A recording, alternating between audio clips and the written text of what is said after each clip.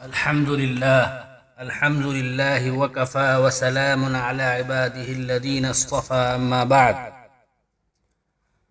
قال الله تعالى في القرآن المجيد والفرقان الحميد: أعوذ بالله من الشيطان الرجيم، بسم الله الرحمن الرحيم. يا أيها النبي قل لأزواجك وبناتك ونساء المؤمنين يدنين عليهن من جلابيبهن. اے نبی صلی اللہ علیہ وسلم، آپ اپنی بیویوں سے اور اپنی صاحبزادیوں سے اور مسلمانوں کی عورتوں سے فرما دیجیے کہ جب مجبوری کی بنا پر گھروں سے باہر جانا پڑے تو اپنے چہروں کے اور بھی چادروں کا حصہ لٹکا لیا کریں. محترم حضرات، اس آیت سے چند باتیں معلوم ہوتی ہیں. پہلی بات یہ ہے کہ آپ صلی اللہ علیہ وسلم کی بیویوں اور صاحبزادیوں کے ساتھ دوسرے مسلمانوں کی عورتوں کو بھی پورا بدن اور چہرہ چھپا کر نکلنے کے حکم میں شریک فرمایا گیا ہے. اس سے بھی ان لوگوں کی خام خیالی کی واضح طور پر تردید ہو گئی جو یہ باطل دعویٰ کرتے ہیں کہ پردے کا حکم صرف آپ صلی اللہ علیہ وسلم کی پاک بیویوں کے لیے خاص تھا. دوسری چیز جو اس آیت سے ثابت ہو رہی ہے وہ پردے کے لیے چہرے پر چادر لٹکانے کا حکم ہے. اس سے ان جاہل اور گمراہ تجدد پسندوں کے دعوے کی بھی تردید ہو گئی جو کہتے ہیں کہ عورتوں کو چہرہ چھپا کر نکلنے کا حکم اسلام میں نہیں ہے. تفسیر ابن کثیر میں آیت بالا کی تفسیر کرتے ہوئے حضرت ابن عباس رضی اللہ تعالی عنہ کا ارشاد نقل کیا ہے: امر اللہ نساء المؤمنین اذا خرجن من بیوتہن فی حاجہ ان یغطین وجوہہن من فوق رؤوسہن بالجلابیب ویبدین علینا واحدہ. یعنی اللہ تعالیٰ نے مومنین کی عورتوں کو حکم دیا ہے کہ جب کسی مجبوری سے اپنے گھروں سے نکلیں تو ان چادروں سے چہرے کو ڈھانک لیں جو سروں کے اوپر بڑی چادریں اوڑھ رکھی ہیں، اور راستہ چلنے کے لیے صرف ایک آنکھ ظاہر کریں. تیسری جو چیز اس آیت سے ثابت ہو رہی ہے وہ پردے کے لیے جلباب استعمال کرنے کا حکم ہے.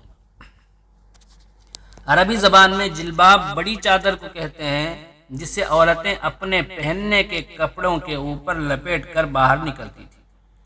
قرآن شریف نے آیت بالا میں حکم دیا ہے کہ عورتیں جس طرح جلباب اعضائے جسم پر اور پہنے ہوئے کپڑوں پر لپیٹتی ہیں اس طرح چہروں پر بھی اس کا ایک حصہ لٹکا لیا کریں. اس طرح چادر لپیٹنے کا رواج بعض علاقوں کی عورتوں میں اب تک ہے. برقع اسی جلباب کی ترقی یافتہ شکل ہے. برقعے کے بارے میں کہنا کہ شریعت اسلام میں اس کی کوئی اصل نہیں سراسر جہالت ہے. برقعے کا ثبوت یدنین علیہن من جلابیبہن سے ہو رہا ہے. بعض جاہل جو یہ کہتے ہیں کہ یہ حکم ہنگامی حالت کے لیے تھا، اس وقت منافقین شرارت کرتے تھے، پس جب کہ منافقین کی سرکوبی ہو گئی، ان سے خطرہ نہ رہا تو یہ حکم بھی منسوخ ہو جانا چاہیے. جواب اس کا یہ ہے کہ فتنہ و فساد کو روکنے کے لیے حکم دیا گیا تھا. اس دور میں جب کہ فتنہ اور فساد بہت زیادہ ہے، عصمت و عفت کے دشمن بڑھ گئے ہیں جو بد نظر و بد نفس ہیں، جو بد باطنی کے باعث عورتوں کو تانکتے جھانکتے اور پریشان کرتے ہیں، تو اس حکم کی اہمیت اور زیادہ ہوگی. آیت کا سبب نزول جو بھی ہو، حکم عام ہوا کرتا ہے. ان فی ذلک لذکری لمن کان له قلب او القى السمع وهو شہید. بعض لوگ یہ بھی کہتے ہیں پردے کا حکم تو اسلام میں ہے لیکن چہرے کا پردہ نہیں ہے. ان نادانوں کی سمجھ میں یہ بھی نہیں آتا کہ اگر چہرے کا پردہ نہیں ہے تو مردوں اور عورتوں کو نظریں نیچی رکھنے کا کیوں حکم ہے، جو کہ سورہ نور میں واضح طور پر موجود ہے.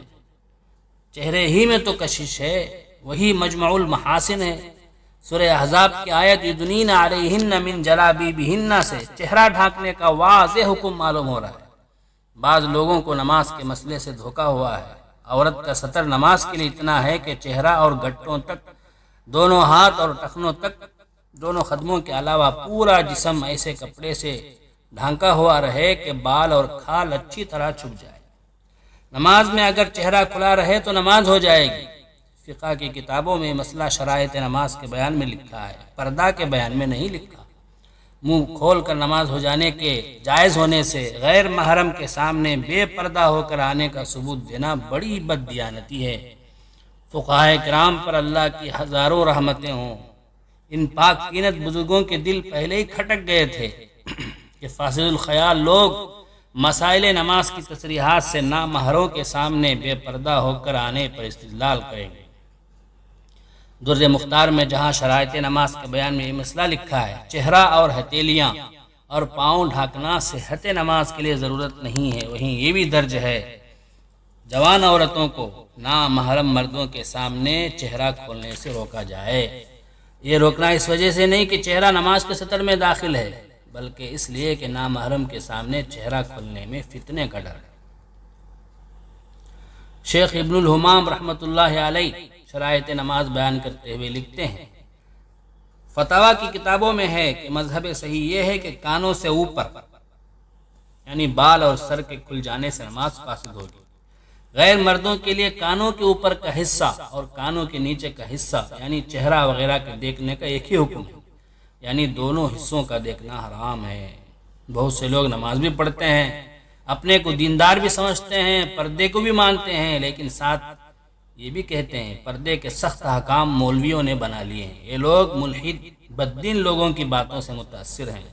جن لوگوں کے دلوں میں تھوڑا بہت اسلام سے تعلق باقی ہے، ان کو رائے حق سے ہٹانے کے لیے شیطان نے یہ نئی چال چلی ہے کہ ہر ایسے حکم کو جس کے ماننے سے نفس گریز کرتا ہے مولوی کا تراشیدہ بتا دیتا ہے۔ اس کی بات کو یقین کرنے والے اس دھوکے میں پڑے رہتے ہیں کہ ہم نے نہ تو اسلام کو جھٹلایا، نہ تو قرآن کے ماننے سے پہلو تہی کی، بلکہ مولوی کے غلط مسئلے کا انکار کیا ہے۔ کاش یہ لوگ اپنی مومنانہ ذمہ داری کا احساس کرتے، علماء حق سے گھل مل کر ان کے ظاہر و باطن کا جائزہ لیتے، ان کے بیان کردہ مسائل کے دلائل معلوم کر کے اپنے دلوں کو مطمئن کرتے۔ علماء حق اپنی طرف سے کسی بھی کوئی حکم کو تجویز کر کے امت کے سر نہیں منڈتے، نہ وہ ایسا کرنے کا حق رکھتے ہیں۔